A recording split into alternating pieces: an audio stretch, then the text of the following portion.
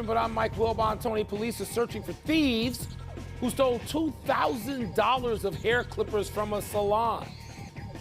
Tony Kornheiser, I told you they would never suspect two bald guys. Never, no truth. At least I could, in theory, use clippers. You have to get rid of the hair that I get rid of every other day. You, on the other hand, when have you held clippers in your hand?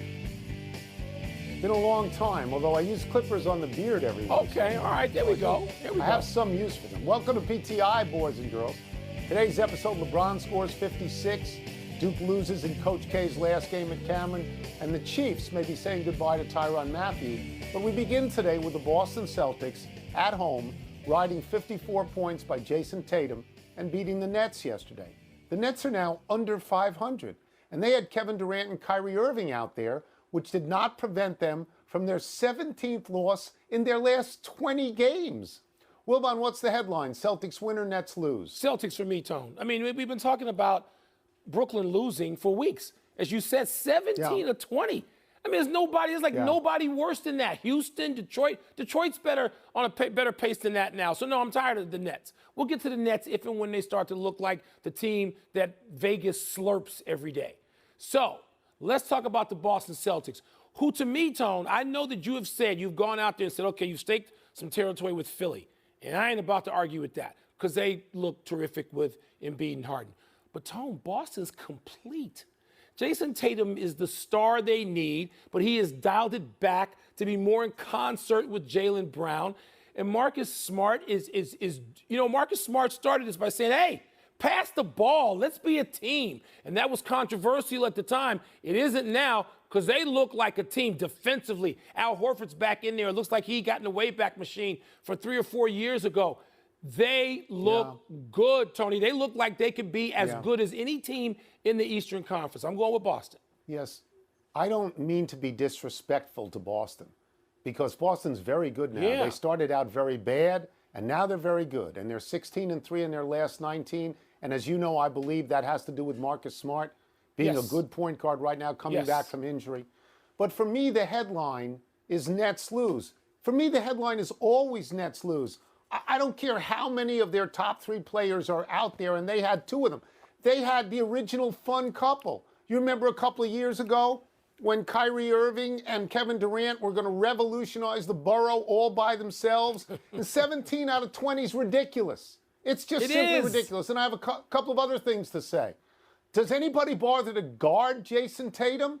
I mean, shouldn't Kevin Durant have guarded Jason Tatum? He doesn't sneak up on you, Mike. He's gone over 54 different times, which ties him with Larry Bird for the Celtics record. I don't know what is going on with the Nets at all. It's incomprehensible to me.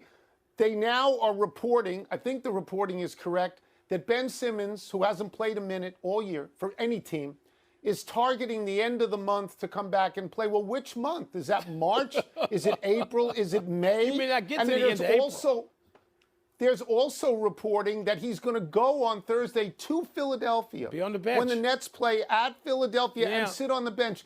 Mike, I would never advise that. I don't know how you could do that for somebody who has talked about openly mental health issues to subject himself to the torment of those fans who hate him. Why would you do that? Because you got to go to Philly at some point. Suppose they get him in the first round of the playoffs 2 weeks later. So go sit on the bench. Tony, it's all stupid. I grant you that. I'll grant you that. And you're right. Look, the question, I got to give my dear friend and colleague, another New Yorker, Stephen A. Smith, full credit for going crazy and saying, wait a minute, Kevin Durant, I'm sorry, you can't guard this guy? Because the greatest players of the previous 2 generations, they said, let me at that guy. I got him. And we don't know if Kevin Durant did that, and Steve Nash said no. I don't know if there was precaution involved, but you 2 New Yorkers, you and Stephen A., you raise good point and fair point about that defensively, Tone. You really do. Jason Tatum said his 54 was inspired by the 56 LeBron James put up in Saturday's win over the Dubs. LeBron said he and the Lakers were fueled by desperation and added, quote, I don't give a damn about the 56. I'm just happy we got a win, close quote. Tone, can LeBron be this LeBron down the stretch and into the playoffs? No, the short answer is no. He got 56 points. You get that once or twice a year. No, he can't do that, but he can go 30 plus. He does. Any night he wants. Yeah. He's a tenth of a point behind Steph Curry for the scoring lead. So, I mean, he can do that. This whole thing reminded me, you know, because it was a late game. I didn't pay any attention to it till the next day. It reminded me of me saying to you on Friday, the day before, when LeBron said, as long as I'm not buried, I got life in me. And I looked at the camera and looked at you and I said the following two sentences. You don't ever bet against LeBron. You don't ever bet against Tom Brady. You can beat them. We've seen them be beaten, but you don't proclaim the victory until it says 0, 0, 0 on the clock. So if LeBron says, I can do this, not 56 all the time, but I can play well enough to win and score enough to win, maybe he can, Mike. Tom, maybe he can. That's the only hope they've got. But if that's the only hope you got, that to me, this is unfair to LeBron. LeBron had 56, and they had to eke out a win at home. No, you can't do this every night at this stage. Now, we have seen LeBron carry some really mediocre or less than mediocre ensembles all the way to the finals. I'm thinking at least twice LeBron did this. One time, he beat Boston, you know, with all those guys who are now maturing into a team I think can win. He beat them in a game 7. So I'm not betting against LeBron overall. I'm betting against the Lakers, though, because they don't look like much. No, you got all this drama now between Russell Westbrook and either the front office or the staff. I mean, I was on the floor. It wasn't too late for me because I was on that floor with Irvin Johnson Saturday night. And we didn't talk about it. We listened to him. And LeBron could do anything, Tone. We've been pointing at, okay, this is the moment the Lakers are going to turn it around. We've been doing this since December. Is that the moment, a 56-point game? I ain't going with that. I will just say this. If Brian Windhorst is right in what he told us last week, and Brian Windhorst is always right about LeBron, that LeBron wants to be the scoring champion. Well, if he wants to be the scoring champion and he goes for 35 a game for the next 15, 20 games, maybe they can win a bunch of games. Maybe they can win games in the playoffs as well. If he hunts down Karl Malone, which should only take him about 6 or 7 games because 208 points behind him, and then he goes after Kareem. Because he said apparently on his own television show that he was very upset because people don't think of him as a great scorer. Maybe in Antarctica they don't, but everywhere else they do. Yeah. The only question is when he hunts down Kareem, the question is what uniform will he be wearing when he passes him? Because I don't think it's going to be the Lakers, me personally. We move on. North Carolina surged by Duke at Duke on Saturday evening. One of the biggest upsets of the year considering all the hoopla going into the game about Mike Krzyzewski's last game in Cameron. Wilbon, I was stunned at the outcome, and you told me you were too. Yep. Did the result diminish the festivities, and does it diminish your bullishness on Duke's title prospects? I'm not bullish on Duke's title prospects, and I haven't been. And that's not to say anything against this Duke team, which has like 4 lottery picks on the floor most of the time, at least three, on the floor most of the time in a college basketball season. So they're talented, but I'm not bullish on them. I don't know who's going to win. We got to see a bracket and go a long way before I'm bullish on anybody. Did it diminish the proceedings? I wasn't there. Again, I told you I was in Los Angeles at some other proceedings, watching LeBron.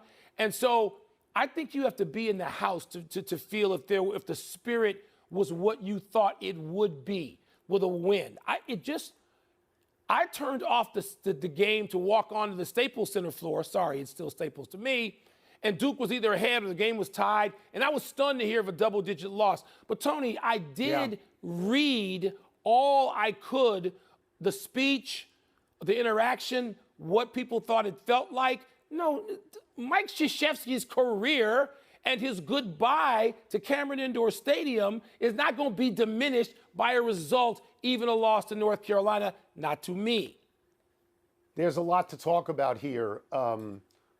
I actually think, Mike, if we talk to Krzyzewski or Gary Williams or Jim Boeheim, 3 coaches we know very, very well, and we ask them, is it good or bad to lose a game going into the ACC tournament? They'd say it's good. It's okay, yeah. They'd say it's good. Because now, if my team wins, there's nothing I can say to them. But if they lose, I can school them. I can hit reset with them. I can get us going through the ACC tournament and the NCAA tournament. So I think from a coaching standpoint, it doesn't diminish them at all. Whether they win or not, I'm just saying they're not diminished. Do I think that Mike Krzyzewski wanted to win his last game at Cameron? Sure. Of course he But let's get the exact number here, Mike. He's won 572 games there already. So I think if he traded that for a long run in the NCAA, I think it'd be okay. Yeah. I thought the ceremony was spectacular, and I'm going to say this.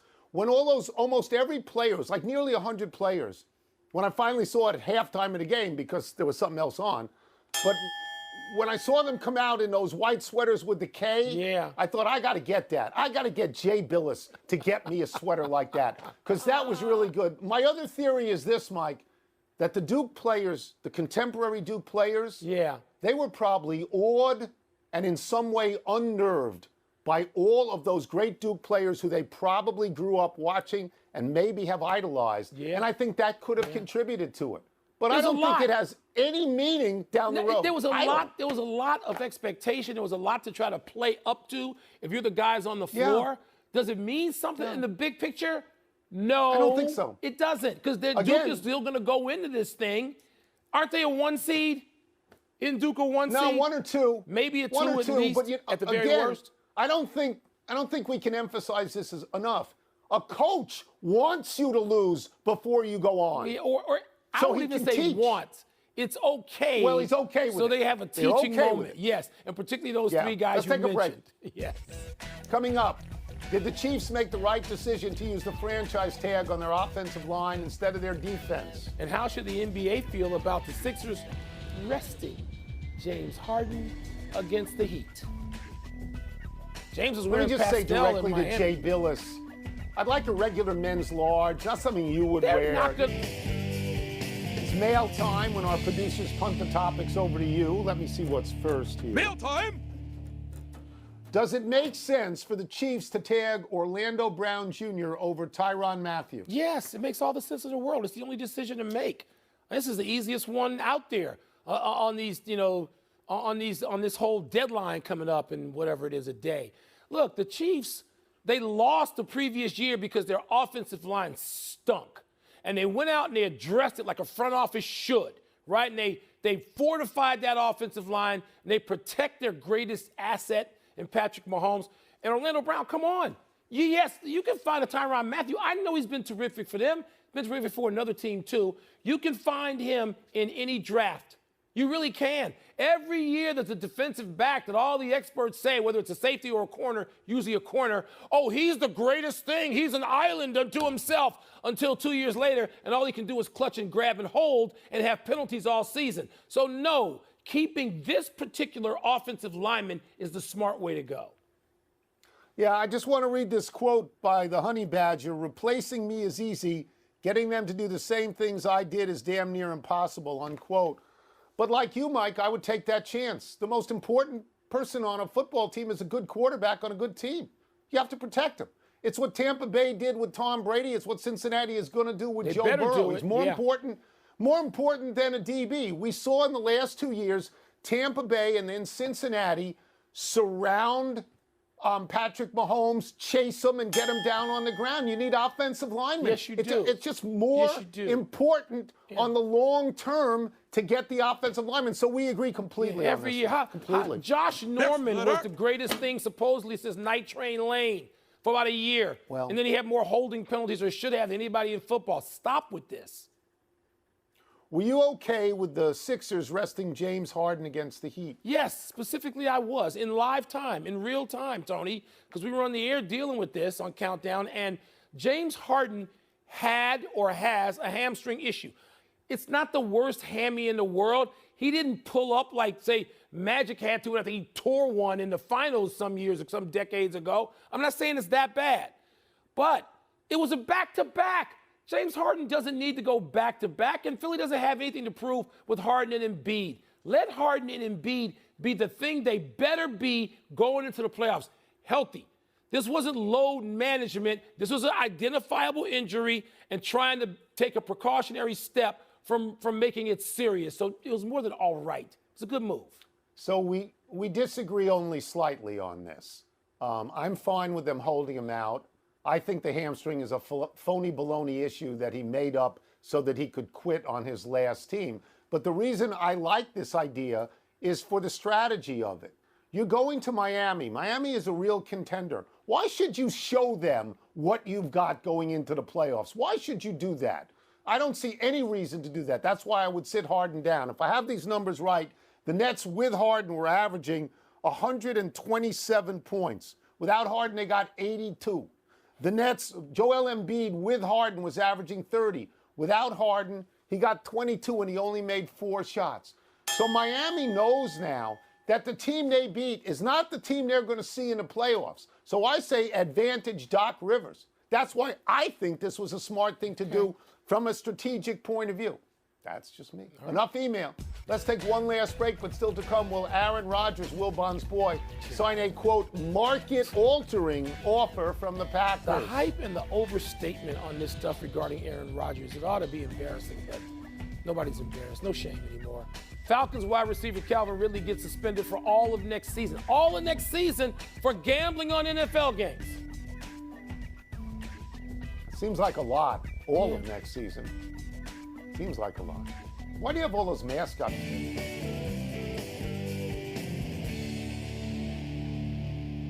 Happy time, people. Happy 62nd birthday, Joe Carter. There have been only 2 walk-off home runs that have ended the World Series. The most famous is the one by Bill Mazeroski of the Pirates in 1960 over the Yankees in 7. The other was by Blue Jays outfielder Joe Carter in 1993 over the Phillies. Carter hit a 3-run bomb off the Wild Thing, Mitch Williams, in the bottom of the 9th in Game 6, with the Phillies leading 6-5. Carter is a 2-time World Series champ, a 5-time All-Star, and a 2-time Silver Slugger. He was a .259 career hitter with 396 home runs, one of them unforgettable. Tony, you were like 12 years old, if my math is right, when Pittsburgh won that game over the Yankees with Mazeroski. Do you remember that? Were you watching that? Yes, I remember it because the Yankees had won 3 games, like by margins of 8 to 10 runs. Yeah. And the Pirates would win by 1. No, I do remember Where that. is that? Plus, you were a Giants uniforms. kid. You hated the Yankees. Where was that on your all-time moment list? That's top 10. It was a big deal. Happy anniversary, Peyton Manning and Jim Irsay. On this day 10 years ago, the two held an emotional press conference to announce that the Colts and Manning were going their separate ways. The Colts owner was set on drafting Andrew Luck and felt he would be as durable and successful as Manning, who had taken the Colts to 2 Super Bowls and won 1. Manning went to Denver, where he took them to 2 Super Bowls and won 1. And as good as Luck was, the Colts didn't protect him. He got banged up and retired before he became great. The Colts have not been back to the Super Bowl, and Carson Wentz does not look like the ticket. Yeah, maybe the Indianapolis Colts should have franchised an offensive lineman or 2 and somehow kept Luck safe, and they couldn't do that, which is sad because he's still a young man who ought to be sort of in the late prime of his career right now. It's 100% right. He should be in a league right now and winning. Happy trails, Calvin Ridley. The Falcons wide receiver and former first-round pick out of Alabama has been suspended for at least the 2022 season for gambling on NFL games, which NFL players are not allowed to do. Ridley was away from the Falcons at the time of the bets, dealing with mental health issues. He tweeted today that he bet $1,500 total, adding, quote, "I don't have a gambling problem," unquote. The moral of the story is that no matter how many deals the NFL has with gambling sites, NFL players cannot bet on NFL games. Ridley was set to make $11 million in salary this season. You know, Tony, I'm not sure. I haven't made up my mind on how I feel about this yet. All these leagues, all of them, are in complete partnership now with gambling. And nobody more obviously so, more blatantly so than the NFL. Yet, they don't acknowledge any particular conflict, just saying, no, son, you can't. And it leads me back to the notion of plantation mentality. And I would say that about any of the leagues that swatted down a guy who did this. I haven't made up my mind. I know it's a rule, but there's some ambiguity to me. Okay, so I go right to Pete Rose in baseball, where the rule is posted. You can't bet on baseball. Right. There's a manager betting on baseball, which could influence the outcome of a particular game. You could make that case. If the NFL has a rule, and I know they're all in bed with the gambling sites, I get that. They are, and a lot of their great players are in bed with the gambling sites. But if that rule is communicated to every single player in the league, that you can bet on whatever you want, you just can't bet on the NFL, then to me, there's a punishment. 1 year seems a lot. Seems a lot to me. Yeah, Let's go to the big finish. Let's do it, Tony. Kentucky upset #1 South Carolina in the SEC tournament final. Your thoughts? South Carolina stayed and should be #1 in the AP poll. But, Tony, the end of that game was an absolute stunner, which I was watching live, for Kentucky to move the ball, run that play, and shoot in that 3 against South Carolina. That was a wild moment. The Packers have reportedly made a market-altering contract offer to Aaron Rodgers. I guess they'll pay him what they signed for. You believe it? I believe it, but does Aaron Rodgers want to play there? Yeah. Sure, I believe there's an offer. Cavs All-Star center Jared Allen out indefinitely with a fractured finger. Is that significant? Yeah, Cleveland's struggling anyway, and I don't think this can help them in any way. Scotty Scheffler won at Bay Hill. I know you watched. You were impressed, right? Tremendous. He made 2 par saves in the back 9 where his 3rd shot was from off the green. He made a great approach putt on 18. He won it. Others lost it. Last one, Southern and Sun Belt Championships tonight. Who you got? I'm going to watch all of this. I don't have anybody. This is the time of week. This week, Champ Week, Championship Week. It's maybe better than March Madness now. I'm watching. That's what I got. We're out of time. We'll try and do better the next time. I'm Tony Kornheiser, and I'm rooting for Binghamton. I'm Mike Wilbon. Same time tomorrow. You can get the podcast on the Apple Podcast. Shout out to Fixin' Soul Kitchen in L.A. Kevin Johnson and his wife, Michelle. It's all good. I can't have sweet